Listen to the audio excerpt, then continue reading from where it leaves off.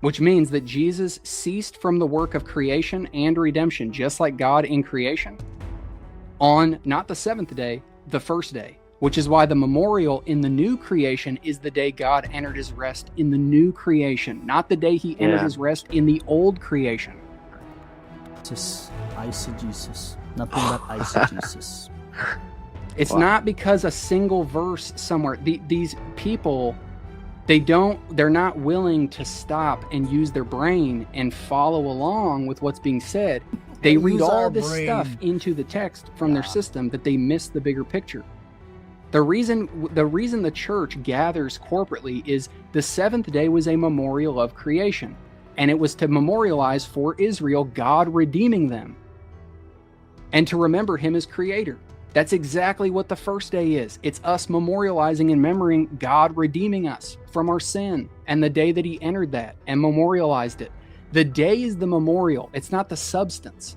That's the problem. So this is one other aspect I would add to this whole thing. Adventists do not understand that the fourth commandment has both a ceremonial aspect and a substantive aspect. It's unique in this regard. There's no ceremonial aspect to the sixth commandment.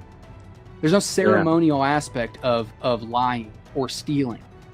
But there is a ceremonial aspect to the fourth commandment, a way in which you walk out doing it. Old argument.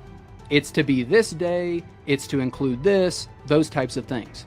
Yeah. Well, ceremonial law can change. The Sabbath, there's no ceremonial aspect to the Sabbath.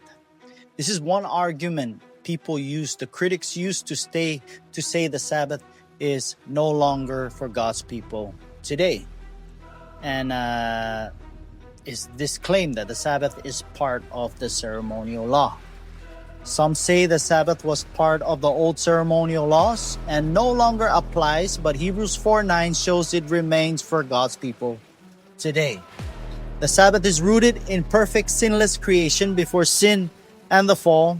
There was no ceremonial aspect to it then as now. So before sin, when the Sabbath was instituted, before sin, before the fall, there was no ceremonial aspect, no animal sacrifices, no all of these things. No, all the temple services, the sanctuary service was done away with by Christ's sacrifice, Christ the ultimate sacrifice. But the Sabbath remains today, according to Hebrews chapter 4.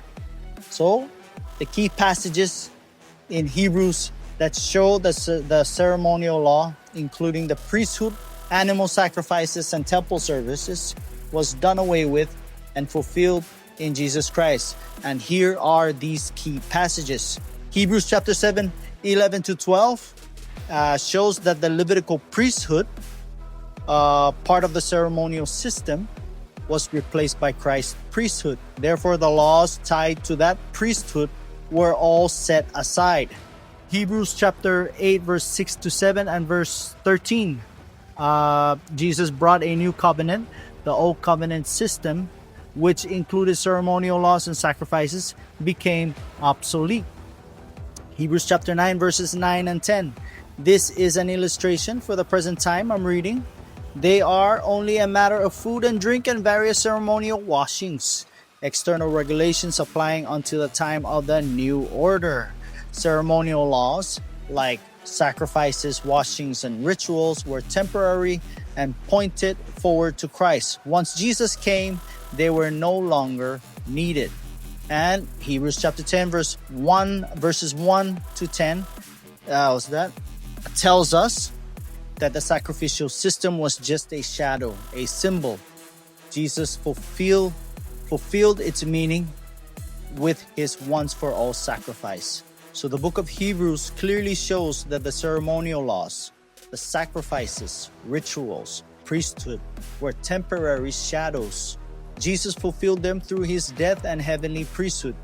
These ceremonial laws were set aside, but the Sabbath, rooted in perfect creation, part of God's 10 commandments that will never change, still remains, according to Hebrews chapter 4, verse 9, and according to the context of the book of Hebrews.